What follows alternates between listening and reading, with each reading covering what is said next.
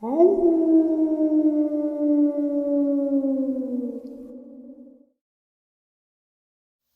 greetings and salutations, everyone. I hope everyone is doing well, and welcome to tonight's bonus upload. Before we jump into it, a couple links. As many of you know, I rely on Patreon, PayPal, channel membership, and the merch to help the channel to continue to grow and go. Links to Patreon, PayPal, and channel membership is in the description below. Merch is displayed directly under the video. Also, Dogman Frightening Encounters, Volume 1 through 3, the audiobook versions. They were written and researched by Tom Lyons, narrated and produced by me, Jeff Nadolny. Those audiobooks are available on Audible, Amazon, and iTunes, links to which are also in the description as well. And finally, last but definitely not least, if you'd really like to help support the channel to continue to grow and go, simply subscribe. It does not cost a cent. Click the like button, takes half a second. If you don't want to miss out on any of the informative uploads that I put out daily, click that bell icon, and folks, please leave a comment. Why? Well, because all of these things really do help this channel to continue to grow and go. And yes, they definitely do matter. Now, everyone, I have taken far too much of your time. Let's jump in to today's bonus, shall we?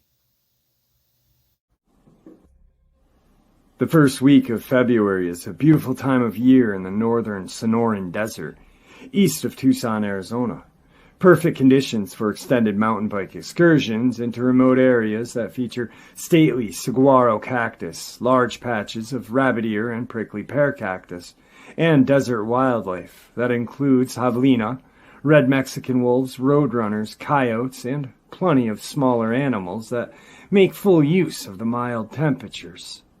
Another plus for this early springtime time period is that the desert's more deadly residents, such as many varieties of poisonous snake, Gila monster, and nasty bark scorpions, have yet to emerge from their winter hibernation. It was in this idyllic time period that 3 Tucson bicyclists decided to tackle the tough 17-mile-old Pueblo racecourse east of town the first week of February 2014. One of the cyclists, local Tucson business owner G. Johnson, described the scene. "It's a tough one. It's a 24-hour trek, so you better come prepared with more than enough food and water. There are times you just want to go back and wish you had never got there in the first place. But when you see what nature has to offer you here, well, those regrets dissipate rather quickly." The cyclists set out, and according to Johnson, when they had reached around the halfway point of the course, when they had a highly unexpected encounter that could have been part of the desert-tinged episode of The Twilight Zone. "We had been riding for about, maybe 9 hours, taking breaks every now and then. Then Michael says he needs to stop for a moment. We wait for him to finish when all of a sudden we see this long figure walking across the trail.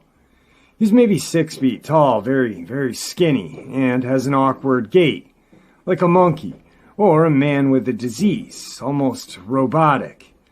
The men were understandably startled and checked with each other if each of them were seeing what they were seeing.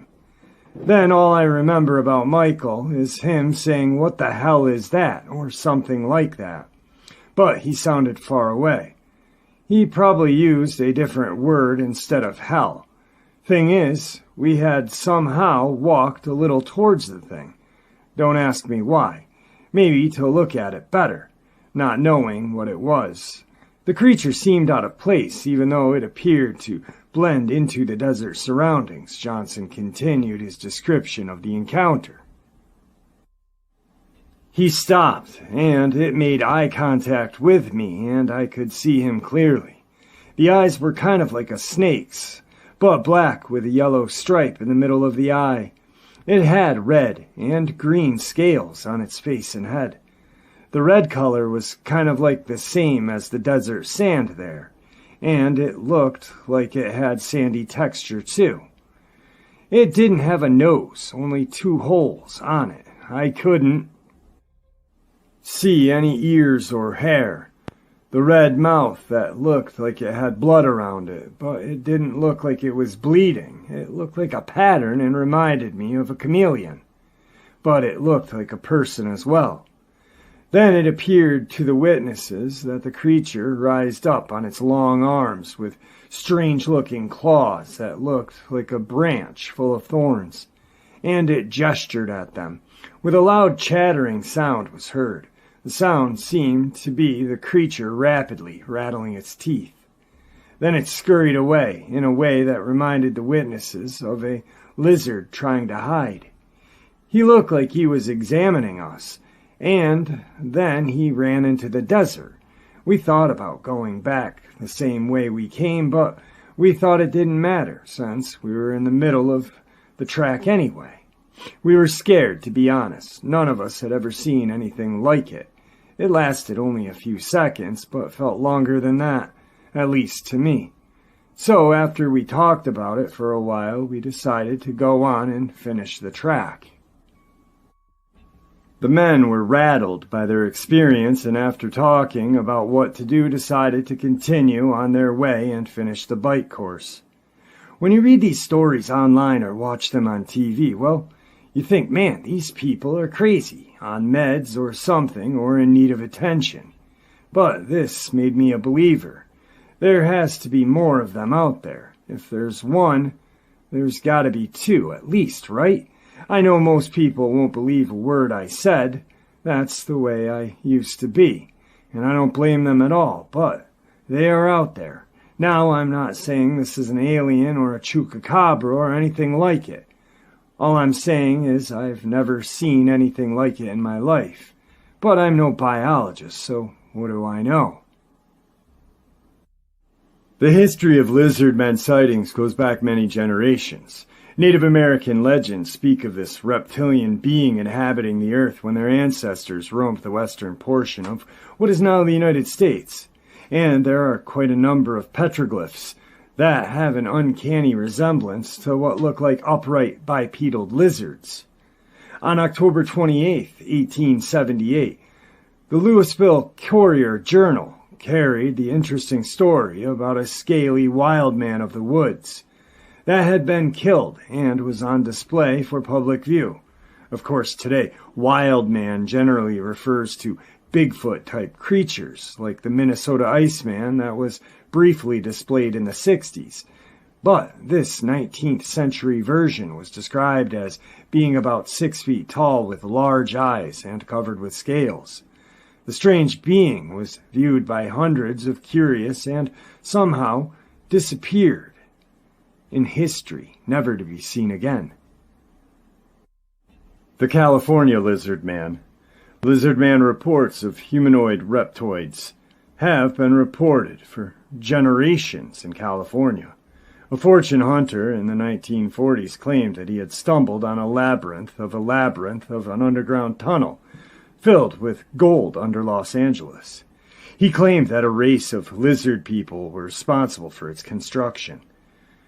January 29, 1934 article in Los Angeles Times, authored by Jean Basquiat, gave its readers a thrill when it first broke the story. Lizard People's Catacomb City. Engineer sink shaft under Fort Moore Hill to find a maze of tunnels and priceless treasures of legendary inhabitants. Busy L.A., although little realizing it in the hustle and bustle of modern existence, stands above a lost city of catacombs filled with treasure and imperishable records of the race of humans, further advanced intellectually than the highest type of present-day people. In the belief of G. Warren Shufield, geologist, mining engineer, who engaged in an attempt to wrest from the lost city deep in the earth below Fort Moore Hill the secrets of the lizard people of legendary fame in the medicine lodges of the Native Americans.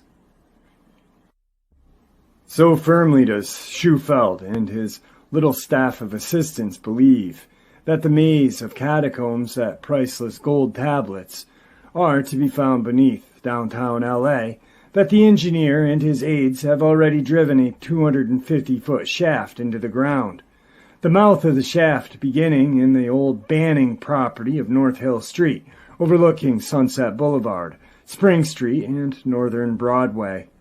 And so convinced is the engineer of the infallible of the radio X-ray perfected by him for detecting the presence of minerals and tunnels below the surface of the ground, an apparatus with which he says has been tracing patterns of the catacombs and vaults forming the lost city, that he plans to continue sending his shaft downward until he reaches a depth of 1,000 feet before discontinuing his operations.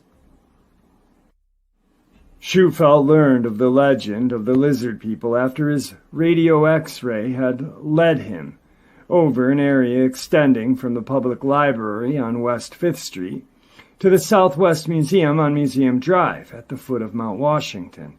I knew I was over a pattern of tunnels, the engineer explained, and I had mapped out a course of tunnels, the position of large rooms scattered along the tunnel route, as well as a position of deposits of gold, but I couldn't understand the meaning of it. Then Shufelt was taken to Little Chief Greenleaf of the Medicine Lodge of the Hopi Indians in Arizona, whose English name is Al McLin. The Indian provided the engineer with a legend which, according to both men, dovetails exactly with what Shufelt says he had found. According to the legend as imparted to Shufelt by McCacklin, the radio X-ray has revealed the location of one of the 3 lost cities on the Pacific coast, the local one having been dug by the lizard people after the Great Catastrophe, which occurred about 5,000 years ago.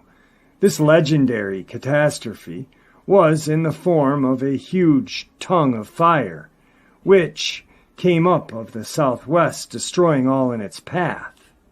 The path being several hundred miles wide, the city underground was dug as a means of escaping future fires. The lost city dug with powerful chemicals by the lizard people instead of pick and shovel was drained into the ocean, where its tunnels began according to the legend, the tide passing daily in and out of the lower tunnel portals and forcing air into the upper tunnels, providing ventilation, and cleansed and sanitized the lower tunnels, the legend states. Large rooms in the domes of the hill above the city of labyrinths housed thousands of families in the manner of tall buildings, and imperishable food supplies of herb variety were stored in the catacombs to provide substance for the lizard folk for a great length of time as the next fire swept over the earth. The lizard people, the legends have it, regard the lizard as a symbol of long life. Their city is laid out like a lizard, according to the legend. Its tail to the southwest, far below 5th and Hope Streets. Its head to the northeast, at Lookout and Murata Streets. The city's key room is situated directly under South Broadway, near 2nd Street, according to Shufelt and the legend. This key room is the directory to all the parts of the city, and to all record tablets. The legend states all records were to be kept on golden tablets, 4 feet long and 14 inches wide, one of these tablets of gold having been the symbol of life to the legendary lizard people, will be found the record of history of the Mayans, and on one particular tablet, the southwest corner of which will be missing, is found the record of the origin of the human race. Shufelt stated he has taken X-ray pictures of 37 such tablets, 3 of which have their southwest corners cut off. Shufelt stated that he has taken X-ray pictures of 37 such tablets, 3 of which have their southwest corners cut off. My radio X-ray pictures of the tunnels and rooms, which are subsurface voids, and of gold pictures with perfect corners, sides, and ends, are scientific proof of their existence. Schofield said, however, the legendary story must remain speculative and unearthed by excavation. The lizard people, according to Macklin, were of a much higher type of intellectual than modern human beings. The intellectual accomplishments of their 9-year-old children were equal to those of present-day college graduates, he states. So greatly advanced scientifically were these people that in addition to perfecting a chemical solution by which they bored underground without removing any earth and rock, they also developed a cement far stronger and better than any in use of modern times, which they lined their tunnels and rooms. Other locales in California have also produced reports over the years. The following decade, in the 50s, a man driving near Riverside, California, claimed he narrowly missed hitting a lizard man crossing the road. Mount Shasta area has been the site of reports of underground dwelling lizard men. Other Southern California stories also mention human-like reptilians, including some that sound like large, upright iguanas that are often associated with caves and tunnels. There are also reports of water-dwelling lizard type that are said to live in Lake Eleanor, described as having spines running the length of their spine and an extremely shy disposition. These creatures are reported of water monsters and spiny-backed water lizards. Native American legends and some Vogger reports have also surfaced in the lower Colorado River, but no rumors have any documentation to substantiate them to my knowledge. The Black Mountain Reptilian Encounter. Now, desert encounters with so-called lizard men that lurk in the secret around the world are rare, but they are occasionally reported. Case in point. In 1977, Sherry Hinkle lived on the outskirts of Henderson, Nevada, and she recalled a strange encounter reported by her 13-year-old son Mark and a friend who were exploring near the slopes of Black Mountain. That is home to many TV, radio, and communication towers that feed the Las Vegas region. The area is dotted with abandoned mines and caves, and the place was off limits to the boys. But boys being boys, they decided to explore the area anyway, according to Hinkle. They hiked maybe the scant 1 mile across the desert and climbed the little hills in front of Black Mountain. On the backside of one of those little hills, Mark and Harry located a cave. They had to squirm into the narrow opening and belly crawl through the cave to a larger room and turn on their small pocket flashlights. They saw a circular room, roughly 9 feet across. Near the back wall, they spotted a large, deeper hole. They found several large branches that someone had dragged a couple large branches about a mile from the closest tree and tossed the branches into the hole, creating a makeshift ladder to climb down into the lower pit. The pit was roomy, with a short annex.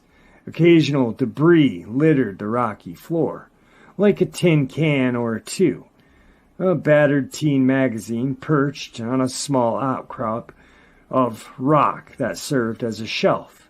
The boys explored the main cave, then turned their attention to the short tunnel or annex and heard the sounds of voices and maybe the distant humming of machines.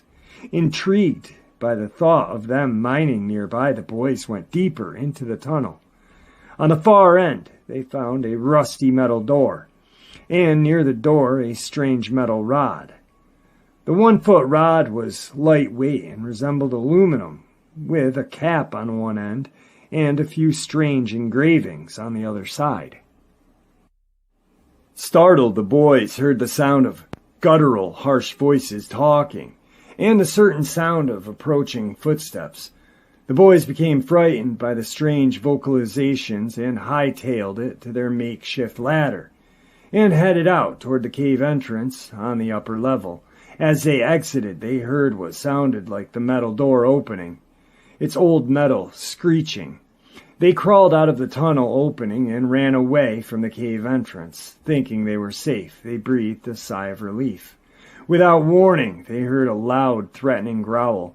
Harry and Mark looked back at the cave entrance, and to their horrified eyes they watched as a very large, greenish humanoid struggled to force his big body out of that narrow cave. The boys screamed and started running down the slope of the hill, running top speed. They didn't look back until they were near my yard. Now the two boys excitedly told Sherry of their encounter and produced the strange metal rod for her to examine. The rod was approximately 1.5 inches across, maybe a foot long, with a slight indentation at one end, and a plain gray cap on the other. I looked at the bizarre symbols engraved in the 3-inch section of the rod. It was just symbols of spirals, circles in different sizes, a few triangles, and a few unknown symbols. There were no levers or buttons, and the cap at the end didn't seem to move.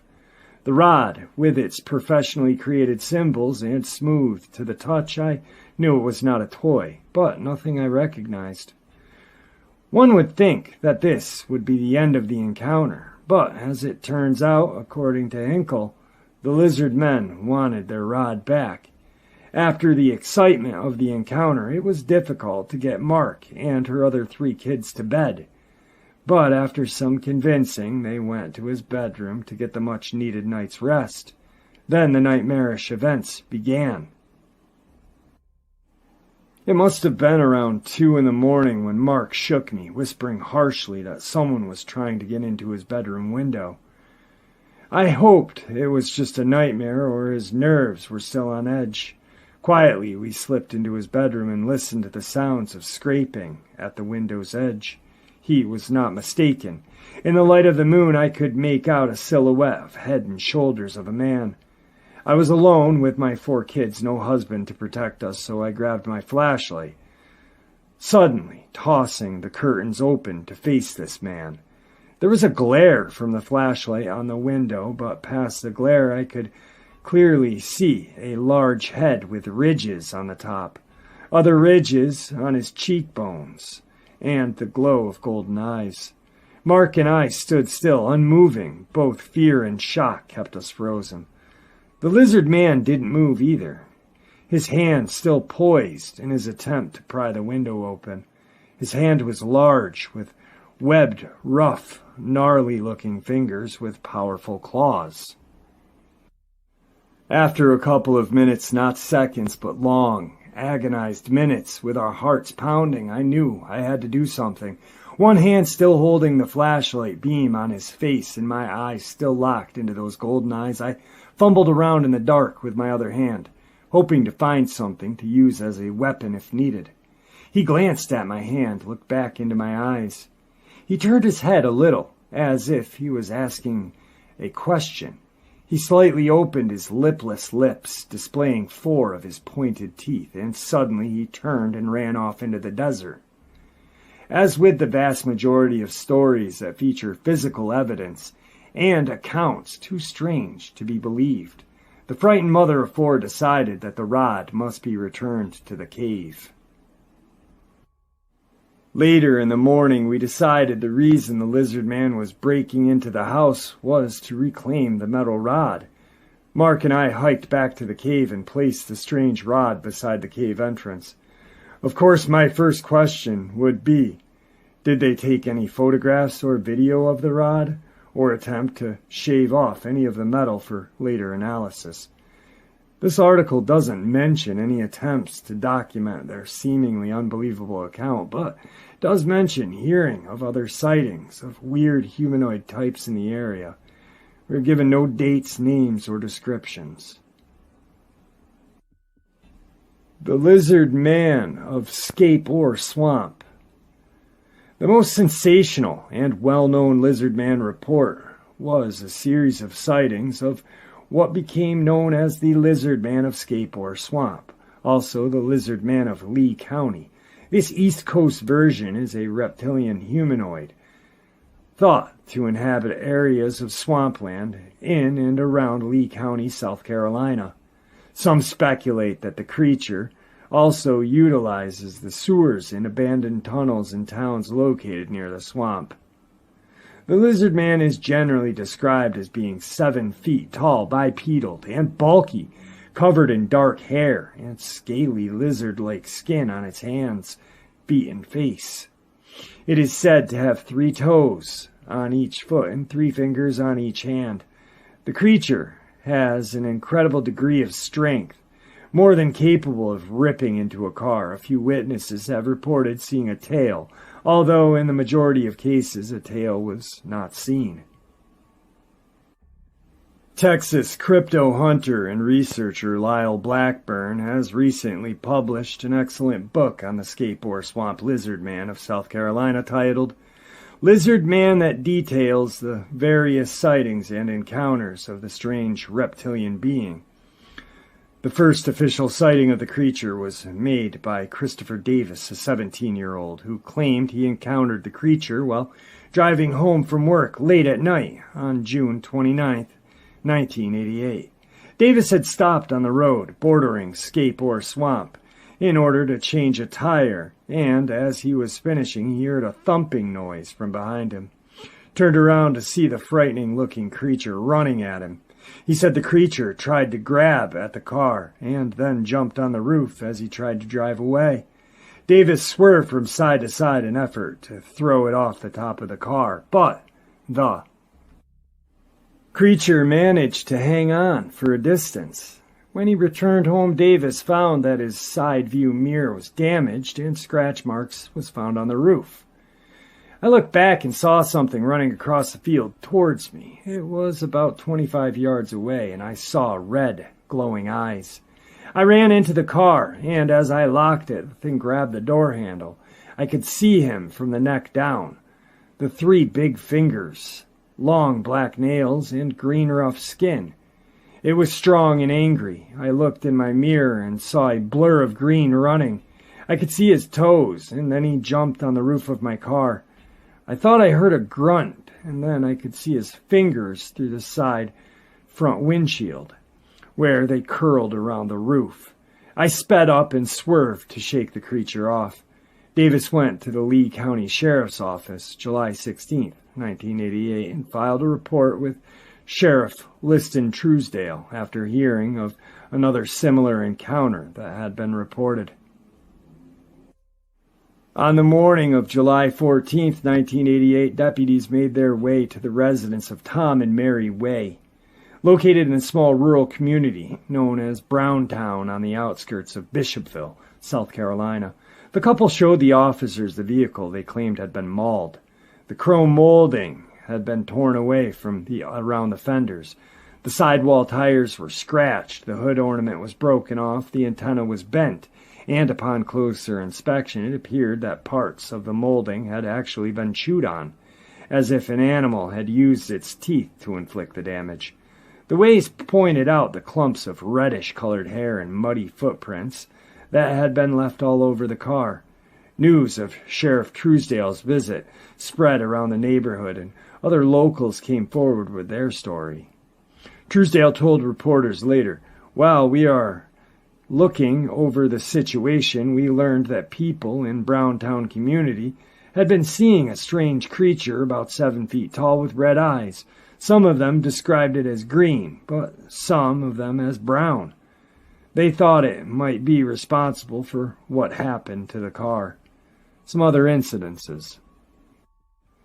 There were several additional reports of a large lizard-like creature in the months that followed the Davis sighting, and other incidences of unusual scratches and bite marks found on cars parked close to the swamp. Most of these are said to have occurred within 3-mile radius of Bishopville Swamp, which seemed to be the epicenter of the lizard man sighting and alleged activity. At the time, local law enforcement officials reacted to reports of the lizard man with a mixture of concern and skepticism, stating that a sufficient number of sightings had been made by reliable people for them to believe that something tangible was being seen, but also that it was more likely to be a bear than a lizard man. 2 weeks after Davis's sighting, the sheriff's department made several plaster casts of what appeared to be a 3-toed footprint measuring some 14 inches in length. Blackburn mentions the media circus that erupted after the story was picked up by wire services. The Lizard Man stories enthralled the public, who reacted with a mix of skepticism, fascination, and curiosity. Carloads of curious sightseers began to jam Browntown Road as they came for a glimpse of Scape or Swamp, and, if they were lucky, the creature itself. Traffic on the road was steadily from the morning to midnight, something local woodsmen say is a direct result of the sightings. The Item newspaper reported on July 20th, 1988. To make things worse, the WCOS-FM radio station out of Columbia offered $1 million reward to anyone who could bring in the lizard thing alive.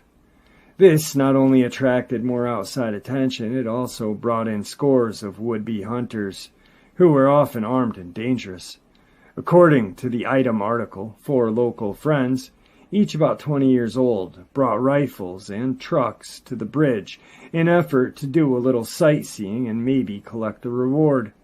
When asked if he would try to spare the creature and thus meet the main requirement of collecting the money, Tony White replied, "Damn straight, I wouldn't have to work a day in my life."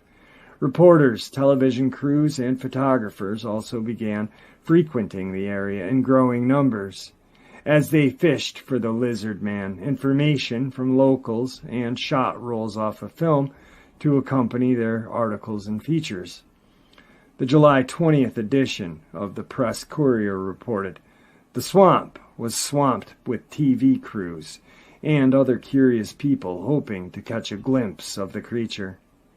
Blackburn is still puzzled about these reptilian human sightings, and in his book Lizard Man mentions the possibility of these sightings may somehow be related to the swamp apes or Bigfoot. Beyond the standard explanations that perpetually swirl around most cryptid sightings, other more fantastic theories have been proposed by researchers for these Lizard Man cases. These are not specific to the Bishopville Lizardmen. Rather, they are intended to account for any and all scaly or otherwise reptilian humanoids. These theories include rare skin diseases, highly evolved dinosaurs, a race of intelligent subterranean reptilians, and even government conspiracies. Some of these may seem extreme in what many consider to be purely cryptozoological case, but perhaps this is due in part to the very concept of the Lizard Man, one that defies the basic rules of biology. It's not a stretch to theorize that Bigfoot, if real, is simply an undocumented humanoid, sharing traits of both ape and man, since it is presumably a creature that could naturally occur in nature. But if a Lizard Man possesses traits of both human and reptile, then this becomes more difficult to rationalize. All right, that was the first part of this early morning, middle of the night bonus. Let's jump into the video clip and then the second part of this early morning, middle of the night involving feline-like creatures.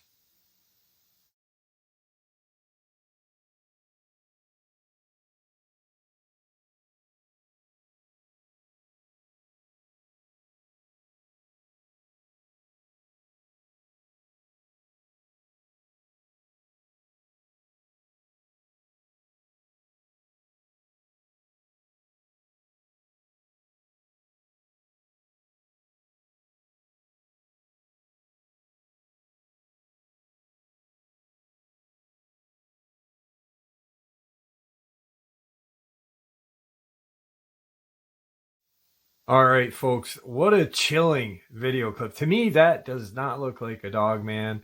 To me, that looks like some sort of feline creature. I know some people have said, look at this amazing video of a Dogman. And no, ever since I've seen this video, to me, it reminds me of these experiences that I've heard from the southeast east and southwestern part of the United States and Mexico region. So let's get into this second part of this early morning, middle of the night bonus.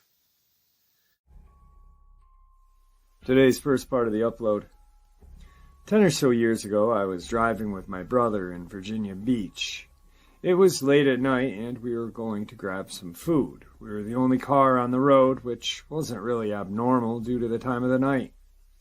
The right side of the road was wooded with trees, and on the left was a fence that ran parallel with the road. A giant wolf-like creature ran full speed in front of the car. It came from the right wooded area and was booking it towards the fence. This thing was at least 12 feet tall, minimum. It was hunched over, running insanely fast on its back legs. The legs were bent backward and extremely muscular. The only way I can describe it was they were bent backwards in the way that demon legs are depicted. The legs were furless, except for near the bottom where there were patches of fur. It was wearing a brown hooded cloak that was tattered along the bottom. The hood covered its head and midsection, leaving its legs fully exposed. Some sort of elongated snout was emerging from the front of the hood. It was square like a wolf's and had fur. The thing never turned to look at us. It was just running toward the fence, jumped, and cleared it. I've never seen anything jump so high. I spent the next couple of months trying to process what I saw. I thought there were some kind of logical explanation until my brother said, "Did you see that?" and described in detail exactly what I had seen. The only thing that differed was he saw what he described as long claws emerging from the front of the cloak. Seeing this thing terrified me. 10 years later, I'm still terrified. Any ideas of what it was? The cloak and the backward legs were something I really focused on.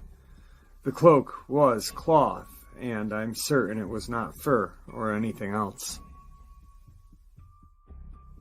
Today's second part of the upload. In 2014, a very good friend of mine and a local swamp rat told me about some unusual findings he had run across earlier in the day, in the form of some dead hogs. The two of us were at a boat ramp having this conversation, and he offered to run me back over to where they were, to have a look for myself. So we jumped back into his boat and headed over to where he had found them. Now, Honey Island Swamp covers about 135 square miles of Slidell, and a fair amount of locals use it as a resource for food and to make a few bucks.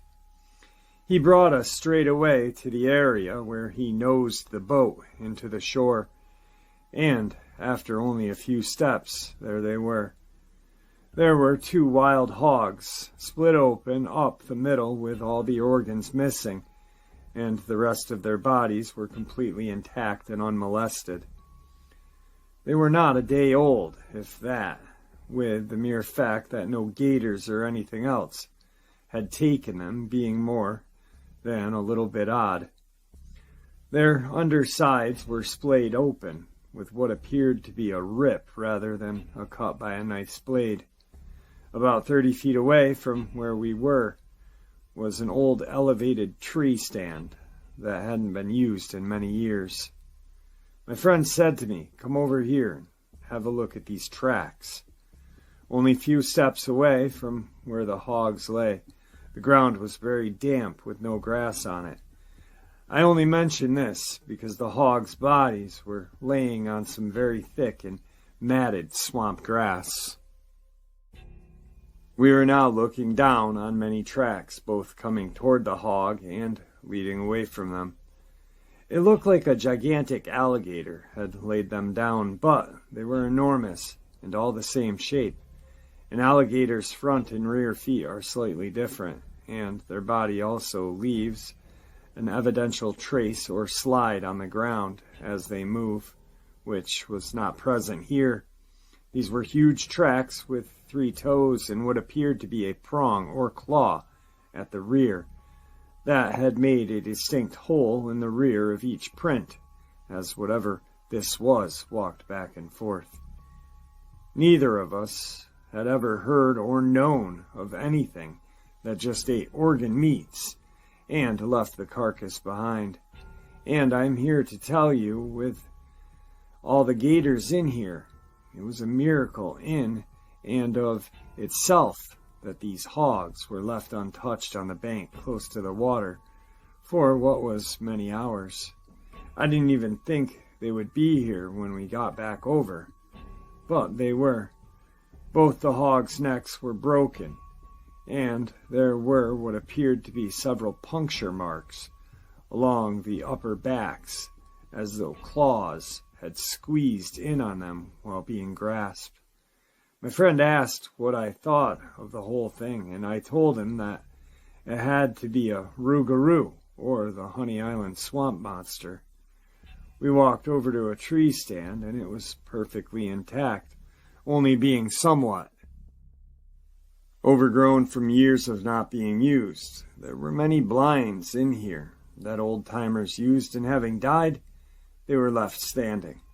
Over the next couple of weeks, my friend and I kicked around the idea of trying to bait whatever did this. So it was that we shot up about 6 nutria and quartered a hog to use as bait.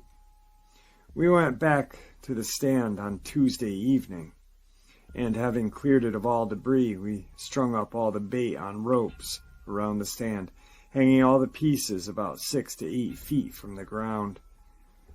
This way, not even a big gator could pull them down. That night, as the sun dipped below the horizon, the swamp came alive with noise as we sat in the stand and waited. It was at about midnight that we heard what sounded like a distant roar, which neither of us could identify. About an hour later, we heard a scream which sounded like a woman in a horror movie erupt from the forest off to the north. Then everything went silent. It was like someone turned the switch off. Not even a frog was croaking. On a couple of occasions, we had signaled each other after hearing what sounded like some movement, but we dared not to turn the flashlights on and scare off whatever this was. I had thought that I saw a dark mass a couple of times, but with the woods being so dark, it was virtually impossible to discern what it was. At about 4 a.m, the woods began to come alive with noise again, and before we knew it, the sun was rising in the east. My friend was the first to notice that the hanging hog was gone, and what we had hung had no organs in it whatsoever. All of the nutrias were still hanging from the ropes as we had left them. Climbing down from the stand, and now standing where the hog had been hung, the very strange footprints were present on the ground below where the hog had been hanging. And the entire hog and rope were gone, apparently having been untied from the limb. If it was the same creature that we heard screaming and howling, it also had the ability to untie a knot. We left the swamp that morning, shaking our heads, and left it at that. I knew everyone would be interested in this, and so there you have it. Make of it whatever you will. As if all what I have told you isn't strange enough, to me, the fact that the hogs had been left untouched while lying close to the water's edge for many hours was the weirdest part. A gator will sniff out small pieces of chicken hanging from a limb and come and eat it rather quickly. And yet, here were 2 hogs lying gutted in the gator's home turf. But they hadn't been eaten as so much as a nibble. Your guess would be as good as mine. Today's third part of the upload. In 1973, a logging crew working in British Columbia had several encounters with a feline-like entity. It started when they began hearing strange hooting sounds coming from the woods around them. The sounds were unnerving, unlike anything with which they were familiar. They also found unusual cat-like footprints in the fresh mud. Shortly thereafter, the foreman, a man named Woods, was walking through an area known as Cedar Swamp when the hooting sound came from so close by that he ran terrified back to the safety of his caterpillar. From then on, Woods carried a pistol when he was on site. He finally got to see the creature one day, not long after he was driving the caterpillar. He heard a noise from behind him. Turning to look, he saw a tawny-colored creature that he first took to be a mountain lion as it leapt down from the trees. He was stunned when it landed on its back legs, stretched out as if it had just woken from a nice nap, then jumped across the skid into a tree on the opposite side. It all happened so quick, he later said, but he was sure that what he saw resembled some kind of bizarre cross between a cat and an ape. Today's fourth part of the upload. Another fantastic man-like feline appeared in Kansas in 1998. Ray Jones, a woodcarver and inhumanoid eyewitness, had retired from the farm on the outskirts of central Kansas City to raise his garden, tend to his animals, and render his sculptures in peace. But peace is the last thing he got. He became a victim of an inhumanoid attack. One night in June of '98, while I was working late in the outbuilding I had converted into my woodcarving studio, I thought I heard Elsa or Esther, my two Guernsey cows, making those kinds of spooked sounds that cattle make when something strange is troubling them. Buster, my old Airedale, sat up and growled, and then the geese down at the pond cut loose, squawking and trumpeting like all Billy hell. There were no watchdogs as good as geese, 'cause they are so dangled territorial.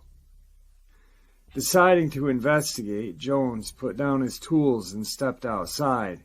There was a full moon overhead and visibility was excellent. Then he heard the chickens raising hell in the henhouse and figured that some stray animal, a dog or a cat, was after them. He grabbed a stick and walked to the doorway of the henhouse, waving it about and shouting threats to intimidate any stray four-legged beast that may be inside molesting his poultry. He failed miserably as it turned out. The beast that awaited him inside the henhouse was not intimidated at all. Although it was almost completely dark in the henhouse, Jones later stated, "I felt the hair stand up on the back of my neck when I saw something dark stand up and growl back at me. I'm 5'11", and this thing was as tall as I am. Then it charged me, knocking me flat, placing its paws on my chest and looking down at me. I nearly had a heart attack when I found myself staring into the open jaws and pointed fangs of a black panther. I could feel and smell its feline breath on my face as it sat on my chest, sizing me up for a meal." At that point, Buster entered the scene, barking ferociously at the impossible beast that had pinned me down.